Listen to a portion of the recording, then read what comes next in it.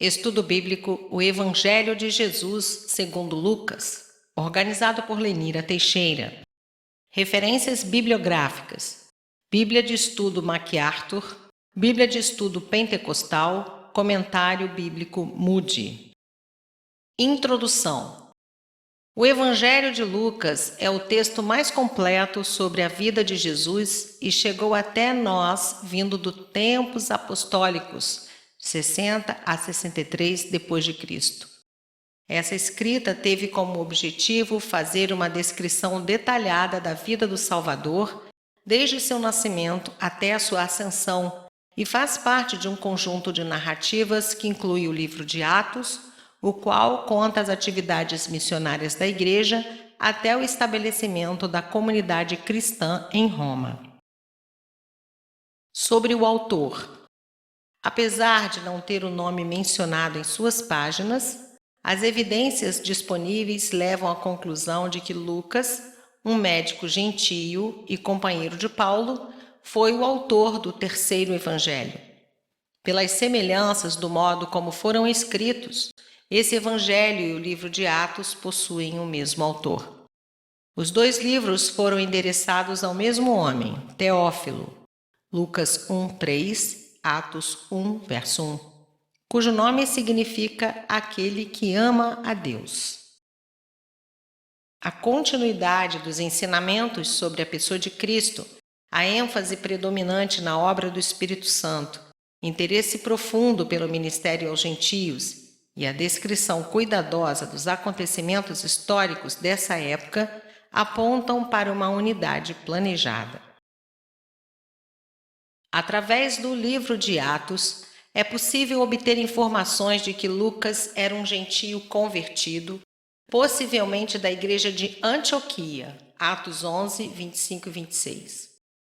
O escritor acompanhou Paulo mais tarde em Troade, conforme indica o uso do pronome nós, Atos 16, 10. Paulo menciona Lucas 3 vezes em suas cartas, chamando-o de médico amado. Colossenses 4,14 e Filemão 24, que permaneceu com ele até o final na sua segunda prisão, 2 Timóteo 4,11. O ministério de Lucas foi amplo. Pelos seus escritos, vemos que ele era um escritor culto e hábil. Médico, pastor, evangelista itinerante, historiador atento e teólogo inspirado, foi tremendamente versátil e ativo. Tinha muitas amizades entre os líderes cristãos do primeiro século e parece que também tinha importante e especial relacionamento com as autoridades romanas. A estrutura do livro de Lucas segue de modo geral a ordem dos evangelhos de Mateus e de Marcos, uma vez que foi determinada pela vida de Cristo propriamente dita. A apresentação dos fatos é mais completa em diversos aspectos, mas é menos apegada aos tópicos do que Mateus e mais fluente que a de Marcos. Resumo da mensagem. A mensagem desse evangelho pode ser resumida nas palavras de Jesus a Zaqueu, como registrado por Lucas, porque o Filho do Homem veio buscar e salvar o que se havia perdido. Capítulo 19, verso 10. O caráter e propósito de Jesus como Salvador é o tema principal desse livro. Lucas mostra Jesus como Filho do Homem, um homem perfeito, enfatizando a sua humanidade e a sua compaixão por todos os homens, sendo luz para alumiar as nações e para a glória de Israel. Capítulo 2, verso 32. Lucas, cristão gentio, escreve com profunda apreciação pela revelação de Deus através do povo hebreu, mas revela uma grande simpatia por aqueles que, como ele, não haviam sido incluídos na primeira aliança. Seu evangelho é verdadeiramente universal no campo de ação, com o objetivo de alcançar toda a humanidade até os confins da terra.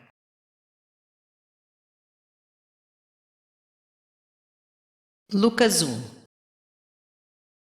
Primeiro, introdução, capítulo 1, versos de 1 a 4.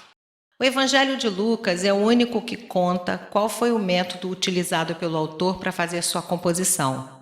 O conteúdo da introdução tem a intenção de fortalecer a confiança do leitor naquilo que o Evangelho contará a respeito de Cristo. O autor esclarece nesses 4 versículos que antes dele outros iniciaram uma narrativa formal que se constitui de um sumário conciso dos fatos.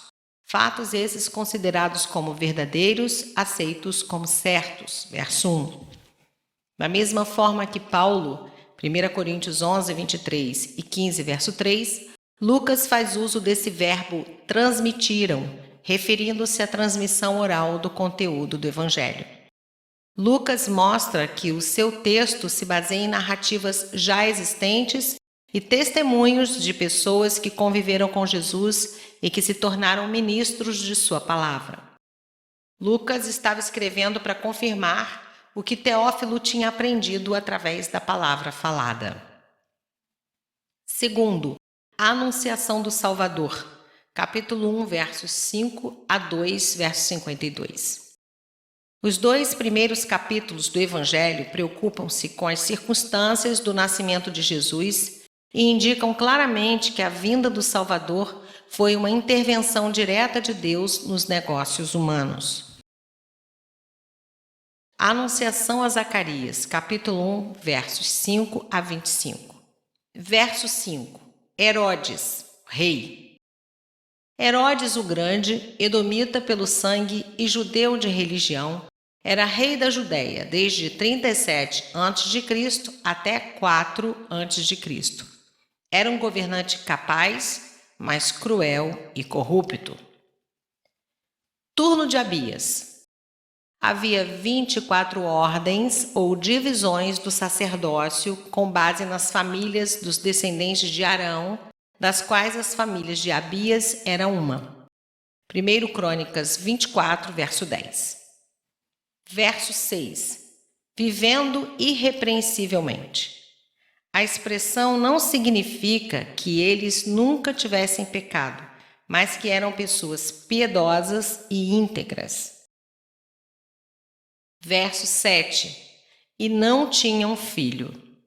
Para eles, devia ser uma séria decepção não ter filhos, uma calamidade para uma família judia, pois os filhos eram considerados recompensa de Deus pelo serviço fiel.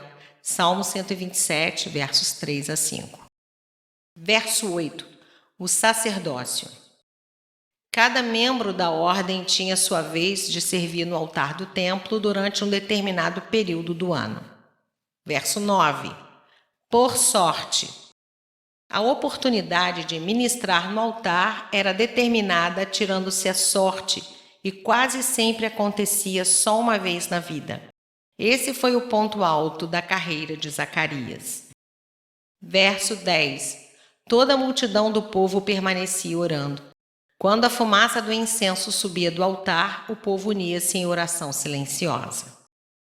Verso 11. Um anjo do Senhor. No Novo Testamento não há descrição de anjos, mas eles deviam ter algum aspecto que os distinguia dos homens. Seu aparecimento costuma relacionar-se com alguma comunicação divina especial. Verso 12. Zacarias turbou-se com o aparecimento inesperado de outra pessoa no lugar santo e ficou apreensivo com o que poderia anunciar. Verso 13. Disse-lhe, porém, o anjo. Observe o paralelo entre a anunciação do nascimento de João e de Sansão, Juízes 13, versos 3 a 5. Nos 2 casos, os pais já não esperavam mais ter filhos, e o filho prometido recebeu poder desde o nascimento para uma tarefa especial. João significa o Senhor é gracioso. Verso 17. No espírito e poder de Elias.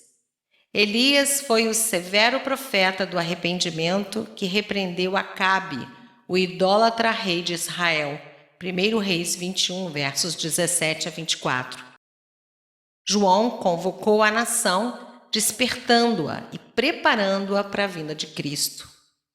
Mediante a pregação do arrependimento e do senhorio de Cristo nas vidas, os pais, por sua retidão, dedicar-se-ão aos filhos. Malaquias 4, versos 5 e 6. A igreja de nossos dias enfrenta o mesmo mal que o povo de Deus nos tempos de João. Os filhos precisam do exemplo de seus pais para amarem a Deus. Verso 19. Eu sou Gabriel. O nome do anjo significa homem de Deus. Ele aparece aos homens para fazer avisos especiais sobre os propósitos divinos. Verso 26, Daniel 8,16 e 9,21. Zacarias recebeu um sinal. Ele ficaria mudo até o menino nascer. Verso 21. Admirara-se de que tanto se demorasse. O povo estava no pátio do templo, esperando por Zacarias, que devia sair para pronunciar a bênção. Uma vez que o rito da oferta do incenso levava pouco tempo, a demora dele poderia ter causado alarme. O povo podia pensar que o sacerdote tinha morrido. Verso 23. Os dias de seu ministério. Os sacerdotes serviam na sua vez por um tempo limitado e então ficavam livres para voltarem para sua casa. A casa de Zacarias ficava na região montanhosa, provavelmente não muito longe de Jerusalém, capítulo 1, verso 39. Verso 25. Isabel ficou grávida e assim não mais sofreria o vexame da esterilidade. Gênesis 30, 23. B. Anunciação a Maria, capítulo 1, versos 26 a 56. Verso 27. Há uma virgem desposada com certo homem, cujo nome era José. A lei judaica considerava o compromisso do noivado tão válido quanto o casamento. O noivado era completado depois de negociações realizadas pelo representante do noivo e depois de pago o dote ao pai da moça. Depois de assumido o noivado, o noivo podia reclamar a noiva a qualquer momento. O aspecto legal do casamento estava incluído no compromisso de casamento. O casamento propriamente dito era apenas um reconhecimento do compromisso que já fora estabelecido. José tinha todo o direito de viajar com Maria a Belém. Da casa de Davi. Pelos direitos de adoção, considerado como filho de José, Jesus podia reclamar herança real da casa de Davi. Verso 28. Favorecida.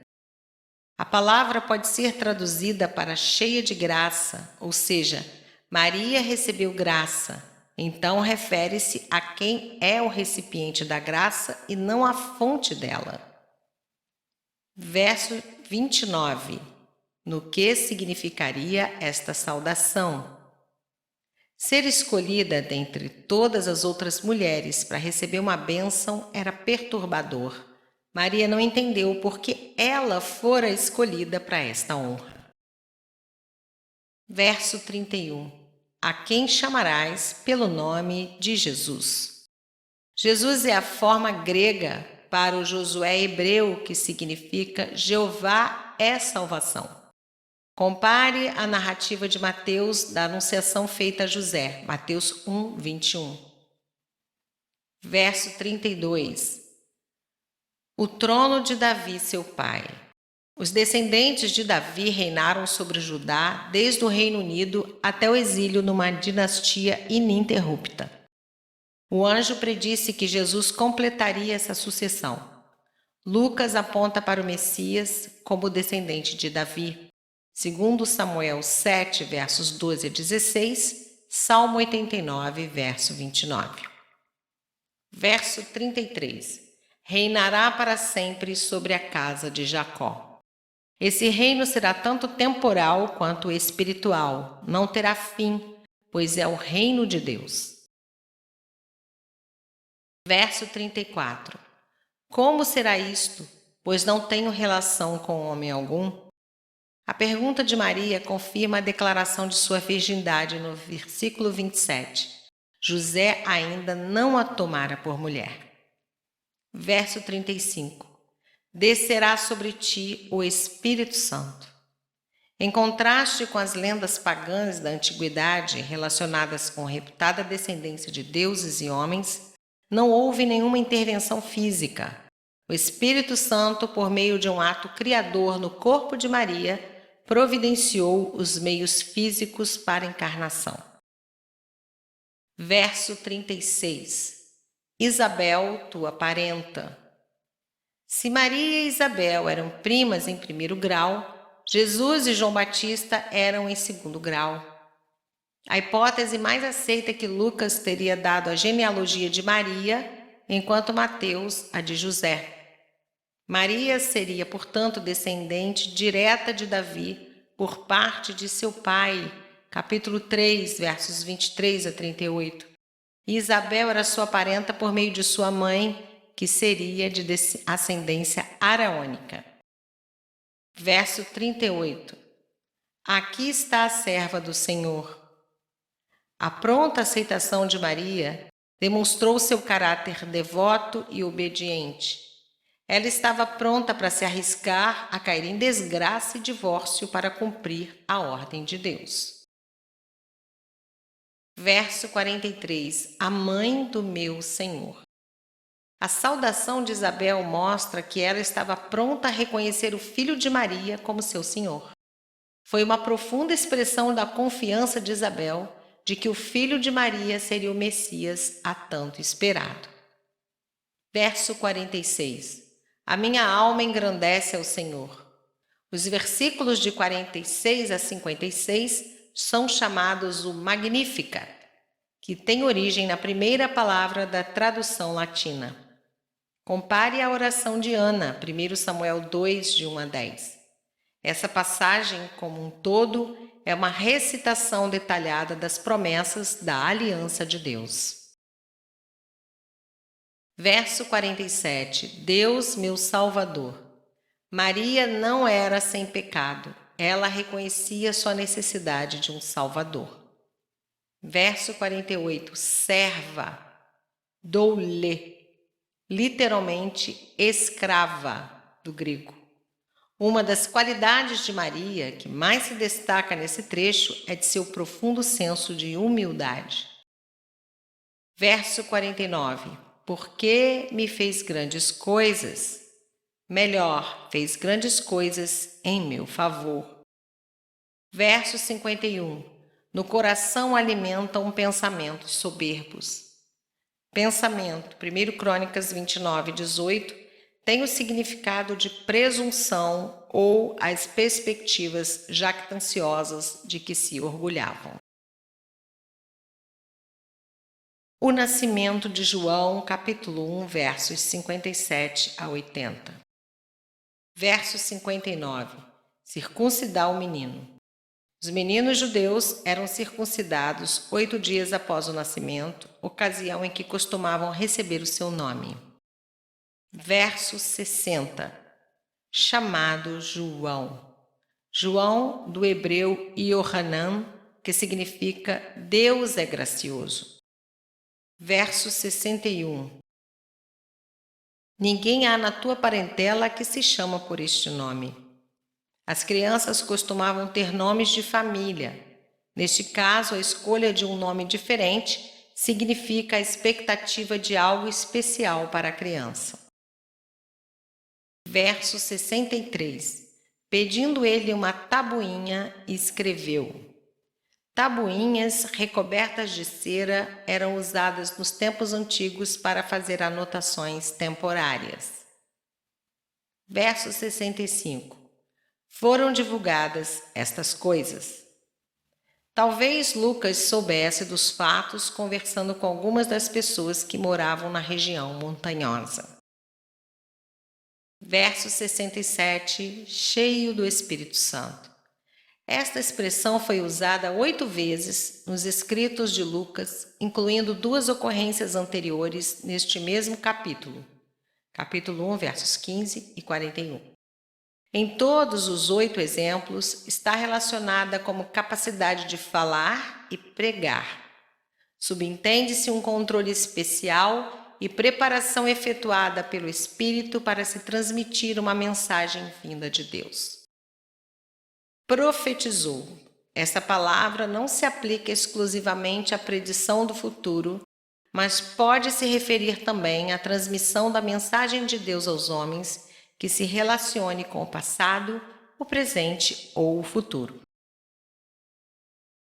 Verso 68. Bendito seja o Senhor Deus de Israel. Lucas, embora gentil, relaciona o ponto central da mensagem como o Deus do Velho Testamento. Salmos 7:2, 18 e 124:6. Visitou e redimiu seu povo. Zacarias reconheceu no nascimento de João o princípio do cumprimento da vinda do Messias. Verso 69. Poderosa salvação, chifre da salvação. Os chifres do boi eram símbolos de poder. Muitas passagens do Velho Testamento usam essa figura de linguagem, especialmente nos Salmos. Salmo 18:2, 89:24, 132:17 e 148:14. Davi, seu servo. Essa frase mostra que Zacarias está falando a respeito de Jesus. Verso 70. Seus santos profetas. Deus tem os seus representantes em todas as épocas e em todos os lugares. Enoque, que foi mensageiro de Deus antes do dilúvio, foi chamado de profeta. Judas 14. Verso 73. Juramento. O Senhor jurou a Abraão que os seus descendentes seriam preservados através da escravidão no Egito e que eles possuiriam a terra prometida. Gênesis 15, versos 13 e 18. Verso 78. Sol nascente. Uma referência ao nascer do sol, e neste caso ao nascer do sol da justiça. Veja Malaquias 4:2. Toda essa passagem contém ecos do último capítulo das profecias de Malaquias. Verso 80. Viveu nos desertos. João é retratado como uma figura solitária. É comparado ao profeta Elias, verso 17.